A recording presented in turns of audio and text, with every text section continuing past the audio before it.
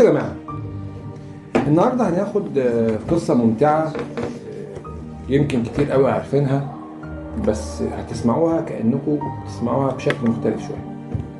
وقبل ما أشرح أي حاجة، ليا سؤال بس عايز أسأله. هو قدر ربنا ممكن يتغير؟ لا. طبعا مستحيل، صح؟ طب نحكي القصة بعد كده نسأل السؤال تاني؟ ماشي. في يوم من الأيام ربنا سبحانه وتعالى أرسل سيدنا يونس على إحدى قرى من قرى العراق، نينوى، عشان يدعو القوم لعبادة الله الواحد الأحد. سيدنا يونس راح لقومه ودعاهم لعبادة الله، لكن محدش استجاب، محدش سمع كلامه. وكان سيدنا يونس غير سيدنا نوح. سيدنا نوح صبر سنين طويلة جدا، وصلت 950 سنة. سيدنا يونس ما صبرش وقال لهم اتفقوا، أنا مش هنصحكم تاني.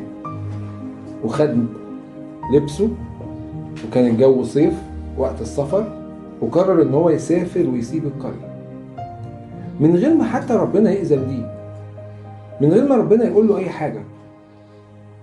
هو زهق من قومه، خد لبسه ومشي. والجو كان في القرية دي زمان، يعني في الوقت ده كانوا بيسافروا 6 شهور في السنة، اللي هم ال6 شهور بتوع الصيف.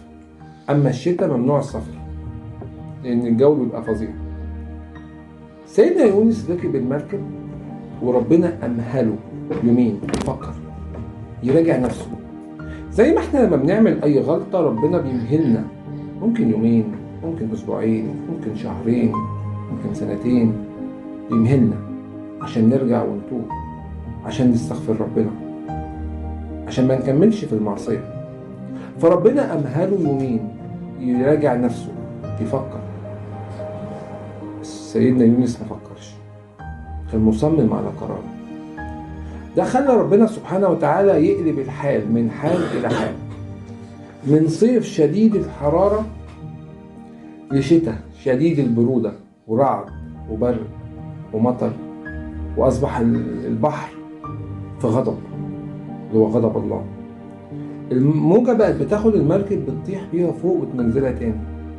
فكان المركب تقيلة، لما كانت بتنزل في المية كانت بتنزل جوه، المية بتخش جوه ايه؟ المركب او السفينة. فقرروا يخففوا الحمولة، فرموا كل حاجة معاهم في السفينة، الشنط والادوات والمعدات. وقال لك هنوقف مجموعة يمين ومجموعة شمال عشان توزن ايه؟ السفينة. بس العدد كان فردي مش زوجي، هم عاوزين عدد زوجي. فقرروا ان هم هيضحوا باحد ايه؟ الركاب. فقالوا هنعمل قرعة، واللي يطلع اسمه 3 مرات هنرميه في البحر.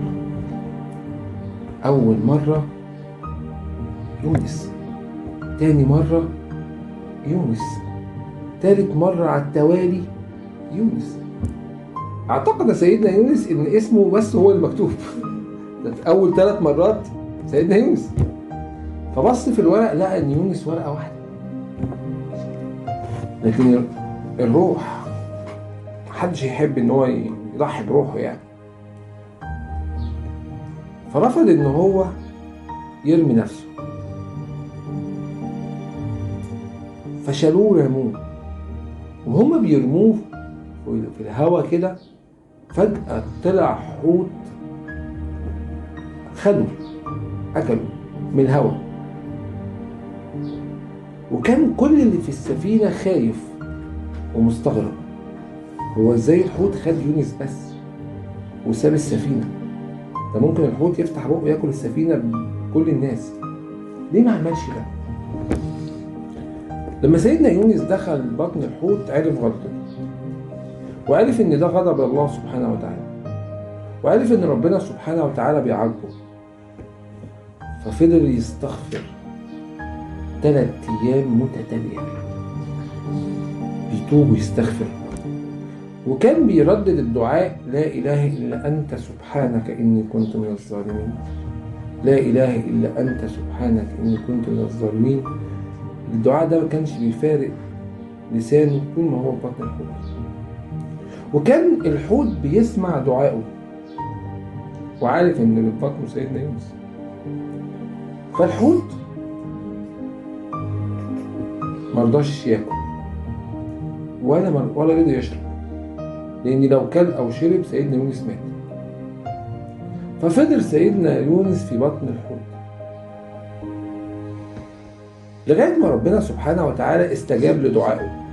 خلي بالك، ده نبي، ربنا ما استجابش لدعائه اول مره ولا تاني مره ولا المره 100 ولا المره 1000، ده 3 أيام متواصل يستغفر ويتوب ويدعي، عشان بس ما تفتكرش ان انت هتقف يا رب كذا هيقبل. لا، كان ده الانبياء كانوا 3 أيام لغايه ما ربنا سبحانه وتعالى غير قدره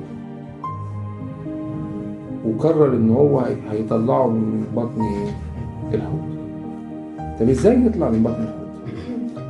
عشان يطلع من بطن الحوت لازم الحوت ينتحر عشان بقه يفتح سيدنا يونس يطلع من بطن ايه؟ الحوت. لان لو فتح بقه جوه الميه هتخش جوه سيدنا يونس غرق مات. فكان في جزيره، الحوت قرر ينتحر فطلع على الجزيره فمات، بقه اتفتح، فسيدنا يونس ايه؟ طلع. لما سيدنا يونس طلع من بطن الحوت كان مريض بشده، تعبان جدا، كان عنده حمى شديده قوي قوي.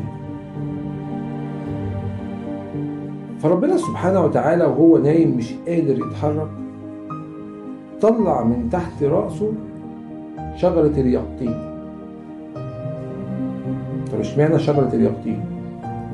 قال لك اليقطين الورق بتاع الشجر نفسه عريض وتخين بيمنع أشعة الشمس، فهيبقى في ظل حواليه عشان الحمى مش محتاجة شمس.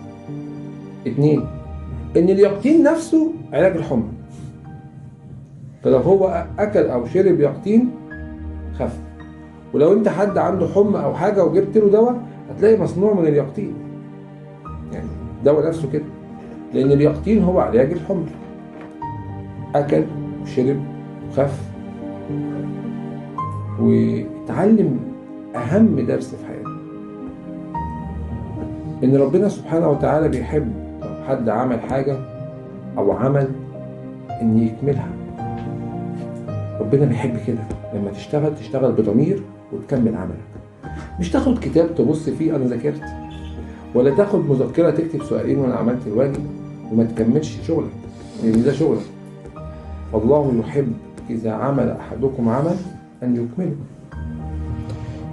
وقف مستني أي مركب تعدي لغاية ما عدت مركب وركب فيها، وقرر إن هو يرجع قريته ويكمل دعوته.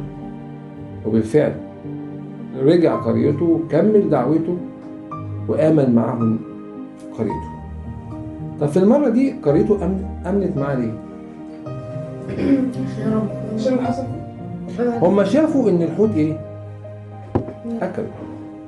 لما يرجع تاني ويطلع من الحوت ويبقى عايش، ده مش قدرة عادية، قدرة إله.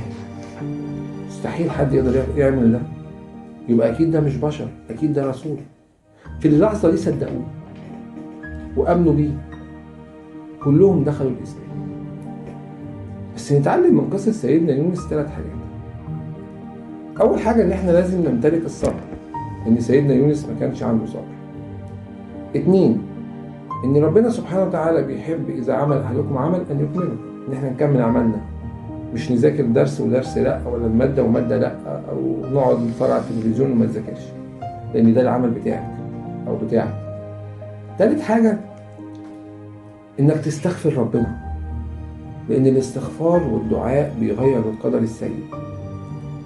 فأنت دايما ادعي، استغفر ربنا، حط في دماغك إن سيدنا يونس قدره اتغير، إن ربنا سبحانه وتعالى قال لولا كان من المسبحين، لو ما كانش بيسبح ربنا وكثير التسبيح للبث في بطن الحوت إلى يوم الدين، كان قبره هيبقى بطن الحوت.